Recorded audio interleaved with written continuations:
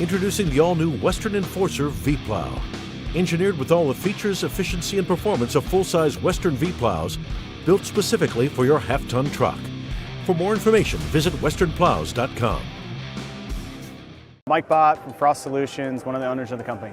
What we do is provide a mini weather station to give you a tailored forecast to those particular locations so you know where and when and what to do in those parts of town. You know there's 2 or 3 or 4 or 5 different ways that people can experience tremendous value having a technology like this.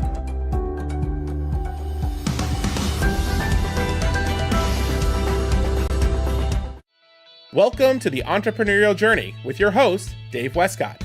The Entrepreneurial Journey is a weekly podcast that streams live every Tuesday at 9:15 a.m. Pacific on Dave's YouTube channel and LinkedIn profile. Now here's Dave with this week's episode. Good morning and welcome to the Entrepreneurial Journey. I'm your host, Dave Westcott.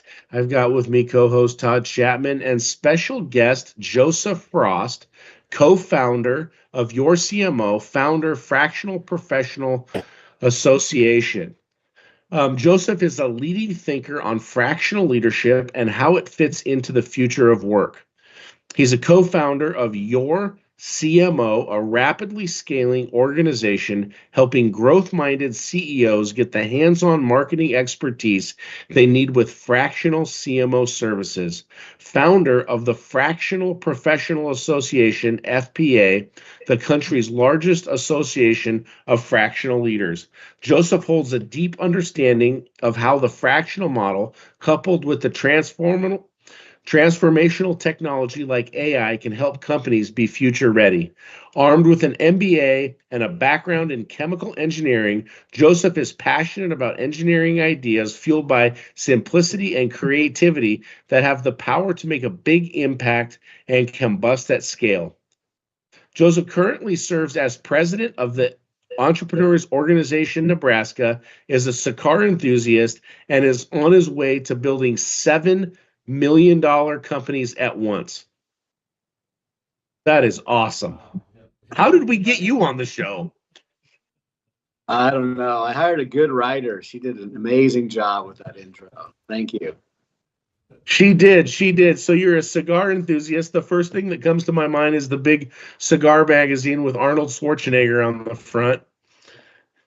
Yeah, I've been a big cigar fan for the last probably dozen years. I gave up drinking a while back, and that's my new vice, and it sticks.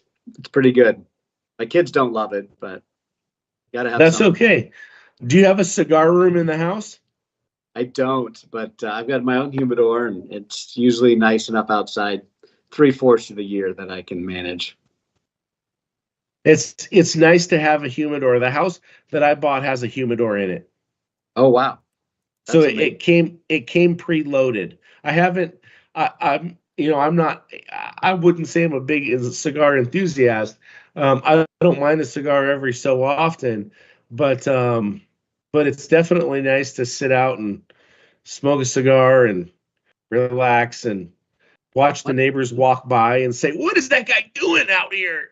Yeah, that's one of the nice things about having a cigar. For those of us that enjoy a cigar, sometimes just the act of smoking the cigar creates the silence in our lives that we want, because no one wants to come around us. So we get literally an hour of just think time. And it's so nice to unwind that way, or to relax at the end of the day and just think about all things. So that's why one of the things I like most about a cigar is just the alone time I get. Yeah, that's pretty cool. What's the secret of getting that cigar smell off the clothes, though?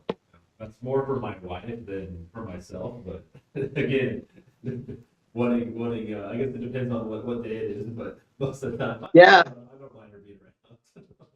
I usually try to smoke naked. That's my secret. There you go. And the Show closed. Yeah. I don't know if we should have started with that or ended with that. There we go. You need to write that in the bio. Yeah. The other edition. That's awesome. Noted. There's a movie with the guy and he has a naked room, right? It's It's a Matthew McConaughey movie, and his dad has a naked room. God, what is it called? It's the football player, man, is his dad, plays his dad, and he's got a naked room. He's walking around naked all the time. So Oh you my. smoke naked, he's got a naked room. You're president of Entrepreneurs Organization, EO in Nebraska. How long have you been in EO? So I'm on my second tour in EO. I was in EO from '03 to '08. I had a mortgage brokerage business back then, and it was a great time to be in the mortgage industry. We scaled fast. Took about 12 months to become an EO qualifying company. And then it Well, crashed hard, as many of us might remember, in 2008, 2009. And I switched careers and I decided to get into marketing and social media. And it took me 12 years to get back into EO. So then in 2019, I rejoined EO with my next EO qualifying company, the yorCMO business. And since then, I've started another EO qualifying company, Guided Outsourcing, which is an outsourcing company in the Philippines. I've had a couple of tours in EO, and all along the way, I've just learned so much from that organization, from the people in that organization. It's one of the best things that I've done as an entrepreneur, as a family man, as a husband, as a father, and as a professional. I can't speak more highly about what EO has done for me and how great of an organization it is. I love EO. Being how many forums are in there in the Nebraska EO? So we probably have member forums, 13, I think, 14 maybe. We've got 128 members right now. We've got a handful of spousal forums and key exec forums. So between all the forums, we're probably closer to 18 to 20. Okay. I'm an EO member as well, EO Seattle. Ah, terrific. And I love EO as well. I think it's a great place for connection. It's there's I think like the difference between people share between YPO and EO is in EO you really get to that 5%. Yeah. You can really dig down, you can really share, and you can really connect. And so I think EO's a great thing for anybody out there who's looking to grow your business. And to be a qualified business, you have to do $1 million in revenue, right? I think that's what the number is today. Yeah. $1 million in revenue. Million. Now there are programs available in some chapters for people doing less than $1 million for the accelerator program, as you know. And I get that question a lot. What if I'm not doing $1 million? Can I still join? And if your local chapter has an accelerator program, they'll take people from 250 to $1 million on a 3-year program to help get that company to that $1 million mark. That's the goal. We have an accelerator program in Seattle. I love it. I think those are great things to help entrepreneurs scale up, level up, hit the goals and dreams and the things that they want to do. I think it's absolutely fantastic. One of the things that just in going through your bio that I thought was really interesting was AI, right? That is such a hot button today, helping companies be future ready. What is your take on AI today? What are you seeing there? Well, AI is, it's the buzzword. It's everywhere. It's ubiquitous now. I think what I've discovered about AI is that it is going to be everywhere, and I liken it from a technology standpoint, a technology adoption, a little bit to how social media emerged back in 2007, 2008. And if you think about if you were in business then, what that whole new landscape looked like, Facebook, Twitter, and how people adopted it. At first, it was all new, and some people were saying it wasn't going to be a big deal. Other people were saying it was, and there's a lot of education, a lot of do-it-yourself. There were a lot of companies coming in, selling you stuff, businesses starting, selling you stuff. And at the end of the day, 10 years later, 15 years later, we all use it every day. It's part of our everyday life. We don't even think about this unique thing. It emerged, and now it's adopted just about everywhere. And I think AI is going to be the same. We're learning a lot about it now.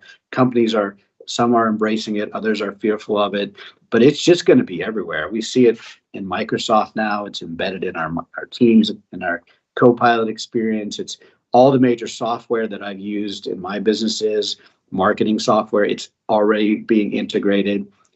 It's changing the game completely, but it's just going to be everywhere. We're not going to be able to avoid it. I love it. I mean, and I was talking about power, the associations. I mean, obviously, as you're the Fractional Professionals Association, so very much, I'll say an advocate for associations, networking, and I've been for the entrepreneurial, journey, and those listening and audience, most of those are obviously small business owners. How have those associations and obviously their everyday impacted your specific entrepreneurial journey, and share some of those advantages for those who may not be part of an association yet, and like, hey, is this what's value I can get from this? Yeah. So one of my favorite books on entrepreneurship is The E-Myth, and it's a classic Gerber, 1960s, like the father of franchising. And in that book, he talks about the difference between working in the business and working on your business. And many entrepreneurs that have gotten to the EO level have figured out how to get out of working day to day in their business at some level to work on it and grow it as an entrepreneur. And when I look at the C-suite of businesses today, though, I think a lot of entrepreneurs are still working in the C-suite, and they're doing jobs and they have roles in the C-suite that would be better off done by others. An example of that is obviously marketing, because we have a fractional CMO company, but maybe it's finance or maybe it's technology. The founder or the entrepreneur is oftentimes in that role in the C-suite, responsible for strategy and direction, when there could be other people that are more equipped and better than that person that could be available for that role to allow the entrepreneur to really get out of the C-suite or that particular role and focused on continued growth and innovation, which is where entrepreneurs need to live. They need to be in innovation and growth mode, but they get stuck a lot of times in that C-suite role. So the evolution of the fractional professional solves that problem for many entrepreneurs and many businesses. You don't necessarily always need a full-time CMO, CTO, CFO, but you do need that person that is accountable at the C level for that function in the organization in order for the organization to function well. And the fractional solves that, giving you this full-time type leader, the C leader, that can operate as an owner of that role inside the organization, but at a fraction of the time. So it's approachable from a cost standpoint.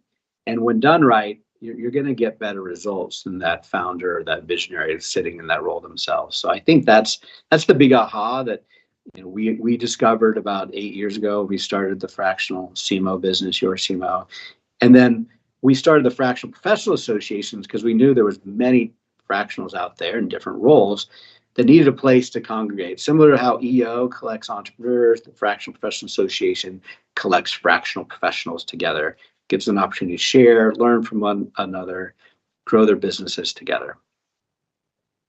I love it. I love it. I got a question. I love the fractional piece of the business. One of the things that we talk to a lot of entrepreneurs. We've been doing this show, a few years now. It's just constantly talking to entrepreneurs and constantly talking to entrepreneurs in business. And I would say one of the challenges that we hear often from entrepreneurs is, do I do my marketing in-house? Do I outsource it? And I feel like there's always this tug of war and there's always this back and forth. And I feel like they go in-house and then it doesn't get the results they want. They're having a problem managing people. Then they go outsource and then it costs too much.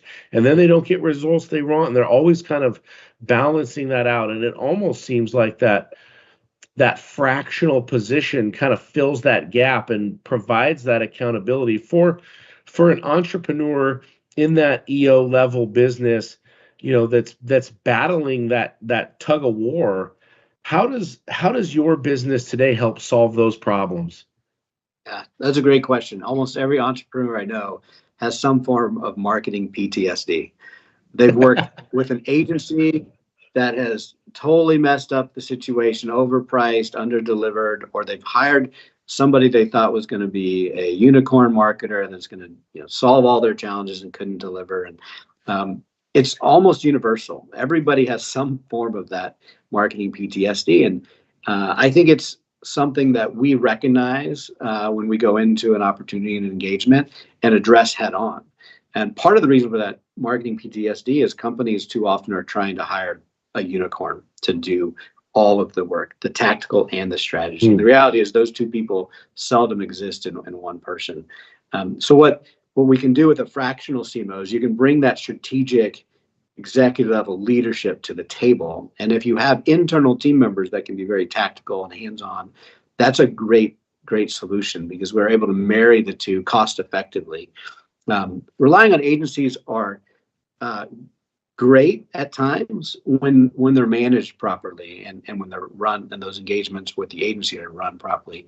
A fractional can come in and usually when we work with an organization, we don't replace or remove agencies if they are pre-existing. We just get more out of them. We know what they are supposed to be doing for their clients and how to hold them accountable to that. Every now and then it's not a good fit and we'll replace that agency with somebody else. But a fractional CMO or CFO and CTO in another area can bring that expertise and get more out of the existing vendor partner relationships that you already do have. At the end of the day, companies are trying to figure out marketing all the time. It's changing so much. AI is changing marketing considerably right now. And it's hard for an internal person to really keep up on that, whereas a fractional who has multiple clients, who's out there looking at the space all the time, is able to adapt and innovate quicker, I think, for a company than a full-time internal person who might have multiple.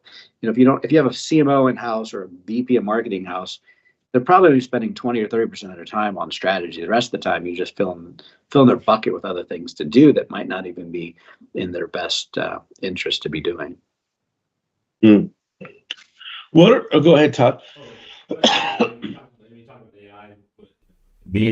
What are you saying if because you're so involved in marketing, how has AI changed the game for you guys? It's about the buzzword, but you're working with all these companies. How are you sharing AI with not going to yourself, but what's that been meaning for you guys, and how do you embrace it and then share that with your clients? Yeah. Well, the easy low-hanging fruit is the tools. So there's a lot of AI content opportunity out there. Tools that can produce content that's really good when managed properly at scale that was never available before. There's also a lot of bad use of AI content tools as well. But I think understanding the tools and how to maximize and optimize those tools to create your company's content is a big opportunity that a lot of people in the marketing field have already taken advantage of. I think there's also a lot of opportunity in data analysis and research to try to take a look at your existing data and use the AI tools to essentially mine for opportunities and insights from data that previously you couldn't do without a full-time data analysis on board. So you can utilize a lot of those same tools, ChatGPT and others, for that data analysis, market research. Where I think the real opportunity moving forward is, I think what we're going to see is AI optimization is going to become the next new thing. And what I mean by that is the human is no longer going to be doing the search for your product and service. The AI is going to be doing the search for your product or service. As a human, I'm going to go into ChatGPT and say, go find me information on this, and then who's the local provider of that. And then the AI is going to do the work. And so if we understand that that's how it's going to work in the future, that's how I believe it's going to work in the future, when we're already seeing the search engine traffic is dropping, you need to be able to optimize your content for the AI, not for the human eye, but for the AI. And that's a big deal. It's in many ways similar to SEO fundamentals and tactics, but also different. And understanding those differences and where to focus in generating new content, I think, is the real opportunity that companies need to be thinking about right away. Because just like SEO, first in is always got the advantage. So you're bringing that to the table. When someone decides to work with you, you're helping them, guide them, not only as a fractional CMO, but also you're bringing that AI component to the table. Yeah, I mean, AI has to be part of the conversation for every business, and it has to be at this executive level, or it won't get adopted at all. Because if the executives aren't excited about it and promoting it, it's just not going to get done. So as a fractional CMO, we bring that executive level focus on AI to make sure we can find ways to integrate it, at least on the marketing side of the business, and in some senses the sales side as well. But ideally, the organization as a whole has an executive initiative to understand AI better and how it can operate within their own companies. Yeah, that's awesome. I've been speaking a lot about AI to businesses and to nonprofits both, and it's still surprising to me how many people just aren't embracing it still today. I mean, they may have heard about it or teed it up and used it a little bit, but as an organization, there's the commitment there is still very, very small. So any organization that wants to get a step ahead of their competition, I just embrace it now.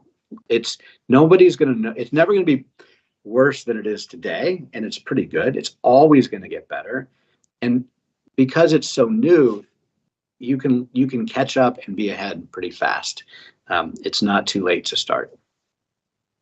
I think I love how you described it a few minutes ago, where you compared it with social media in the early 2000s, where it was like, what is this? What are we doing? Now we're on social media and all these companies are trying to sell us on how to use social media. And now it's really just integrated into our life on a daily basis. There's no, like, we are all using social media every single day, and we're getting a lot of the things we're purchasing are from, social media. Unfortunately, I happened to be scrolling on Facebook and I bought some cool electrical zappers to nail the bad guys with, just because I saw them on the Facebook and I got excited, thinking I was a ninja. And at the end of the day, those things happen to me, and it's just the way it goes. What is guided outsourcing? Walk us through that a little bit.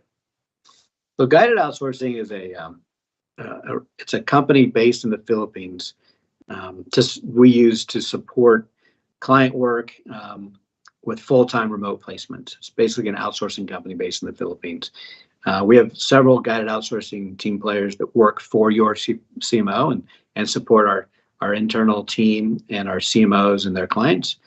We also have several people at Guided Outsourcing work for other entrepreneurs and other businesses in a full-time capacity, often doing accounting-like work, administrative, marketing operations, customer service.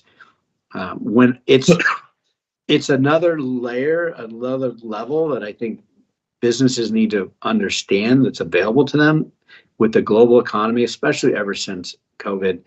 The idea of remote work has opened up the globe to talent. And quite simply, you can get as good or better talent globally for a third the price through companies like Guided Outsourcing.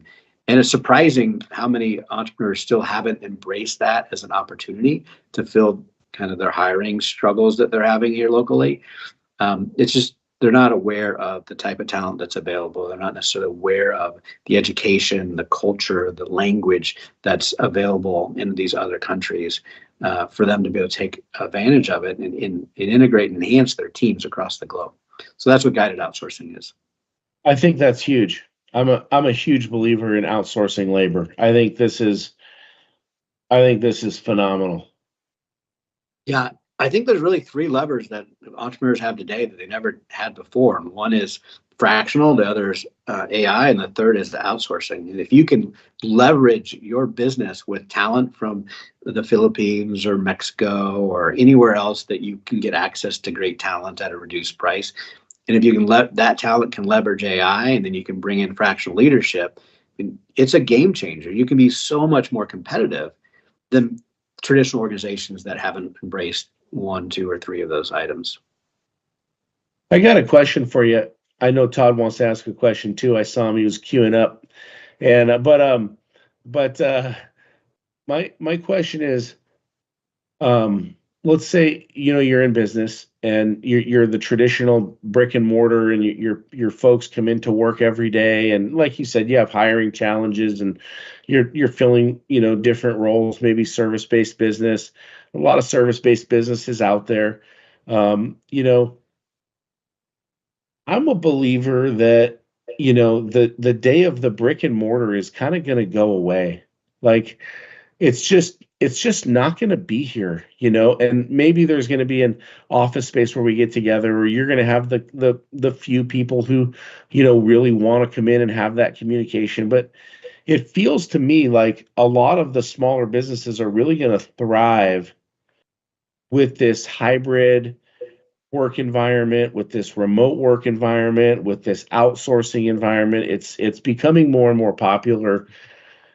How would you see if someone came to you and said, "Hey, Joseph, we're in, I don't know, electrical or landscaping, I don't know, whatever they might be in, and we want to go remote, and we want to outsource our labor, and we've got 50 people on our team today.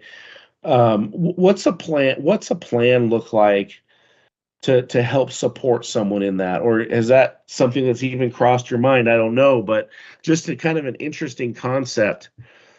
I'd love to hear your thoughts on that." I think the first hurdle, the biggest hurdle normally is just the concept of remote work. So most organizations were forced into some sort of remote work environment during COVID, but then they either quickly stopped or came back, or never embraced that as a growth strategy. And if the organization isn't set up to hire and train and onboard and manage anyone remotely, whether it be Philadelphia or the Philippines, that's a big hurdle for the organization to overcome before they can think about outsourcing. So that's where I start. Are you set up and able to hire and onboard and manage a remote team? And if they're not, then we talk about how do you do that. And it's just an intention. It's not necessarily a difficult thing to do. The technologies, but you might have to take your traditional training and onboarding that's in person and make it virtual. You need to think about how you manage people differently remotely. That's a lot of the decentralized leadership concepts that I like to think about, because when you're managing a remote team, you have to run your meetings differently. Your agendas are different. The way you spend your time is different. How you interact with people are different. So there are real differences. And once an organization starts to embrace that, then and only then can they think about having a successful outsourcing. Because outsourcing is not about just someone else doing the work in a vacuum. It's really about integrating someone else to your team remotely. And they're just happen to be on the other side of the world, in the Philippines, not in your backyard. But if you can't integrate, it won't be a successful. It's not a handoff. It's not a service provider. It is a team member that needs and wants to feel like part of your team, and that's important.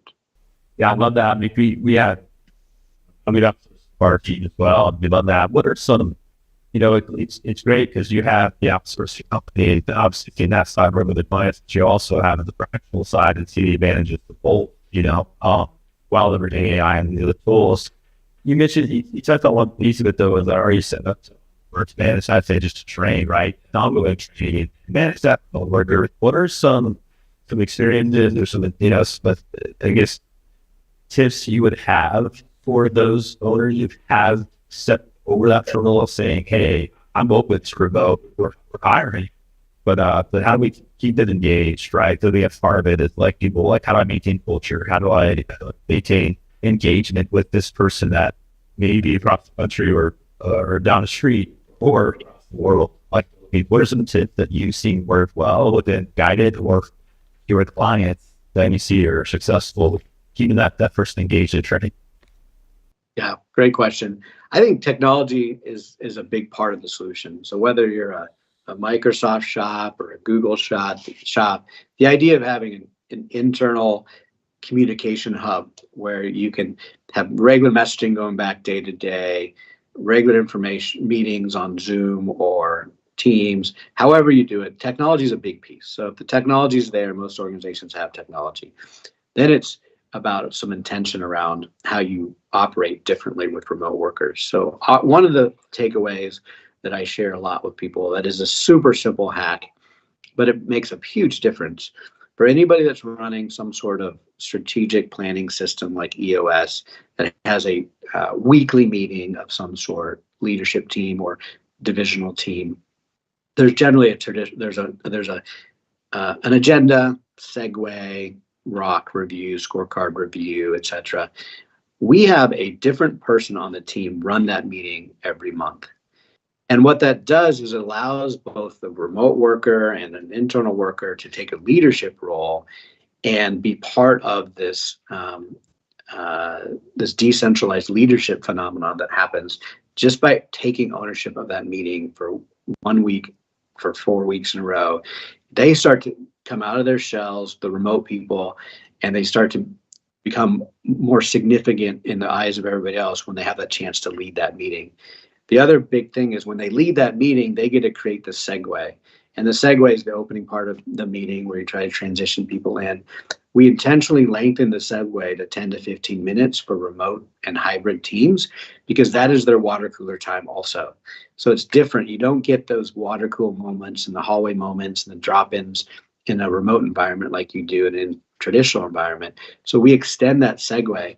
And what happens is you have all these creative, unique, cultural-driven segues that the other teammates bring in from around the world.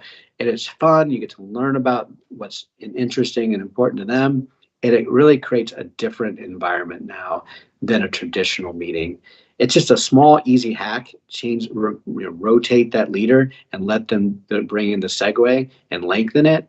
But everybody that's adopted that for the remote and hybrid teams have had great success. Yeah. I love that. I think that there's so many ways we could go on this. I love what you shared about, you have to think about hiring, training, onboarding, and managing differently. I think that's really, really invaluable. We're coming close to time here, and you've been so gracious with your time with us today. I'd like to ask you, what's one tip that you would just share with anybody who's listening today, who's thinking about, a fractional CMO service, and then how can people get a hold of you? Because what you have, you're a wealth of knowledge. I looked at the clock. I couldn't believe the call was already at 30 minutes. I was like, whoa, we just started this thing. So, I mean, it's been a phenomenal call. So much information, so much impact. I feel like we could talk for hours. How can people get connected with you and your business? How can they take advantages of your services? So a tip, and then how do they connect? Yeah, well, the easiest way to connect with me is on LinkedIn at Joseph Frost. That's the best way. I'm very responsive there. The tip I'd say is, if you've experienced that marketing PTSD, then it's probably time to reach out to someone who's a professional and see if there's another way to solve that or a better way to solve your marketing challenges. Most entrepreneurs I talk to, when they're ready, the fractional opportunity makes a lot of sense, but it still takes a conversation to flesh that out. So I have dozens of conversations a week with people considering whether a fractional route makes sense. Happy to have a 30-minute intro with anybody that wants to discover that for themselves. It's a great resource for somebody that's looking for that strategic direction for their marketing. It's not a replacement for an agency or a tactical approach. So if you just need to learn how to use it better, we're not the answer. But if you're trying to figure out whether social media is the right tactic for your audience, then we might be the person to have a conversation with. That's awesome. I love it. Todd, any final thoughts as we bring it in for close? Yeah, I think it's great. I mean, some great takeaways. I mean, the 3 levers you mentioned, I think is key, right? Fractional, AI, outsourcing. We think about it, and then regarding AI, what anyway, organization, content, AI, not thinking that I think is a huge nugget that I think our audience can take away. So, great job, Joe. Appreciate that. Great. Appreciate being here. Thank you both. And thank you to your audience for listening to us. I love it. I love it. It's been a fantastic show. I'm your host, Dave Westcott. Follow me on LinkedIn, Facebook, YouTube, anywhere where it's social. If you like this episode, give us a like, give us a share. If you have any comments, drop them in the comment box and we will get a hold of you. And definitely reach out to Joseph Frost on LinkedIn. This has been a phenomenal call. I know I'm going to take this further. This has been absolutely terrific. And hook up with EO. Look at if you're doing $1 million or more, look up for EO and get yourself into a great business. This is every Tuesday, 9:15 a.m. Pacific Standard Time. We will see you next week. Introducing the all-new Western Enforcer V-Plow. Engineered with all the features, efficiency, and performance of full-size Western V-Plows, built specifically for your half-ton truck. For more information, visit westernplows.com. Mike Bott from Frost Solutions, one of the owners of the company. What we do is provide a mini weather station to give you a tailored forecast to those particular locations so you know where and when and what to do in those parts of town. You know there's 2 or 3 or 4 or 5 different ways that people can experience tremendous value having a technology like this.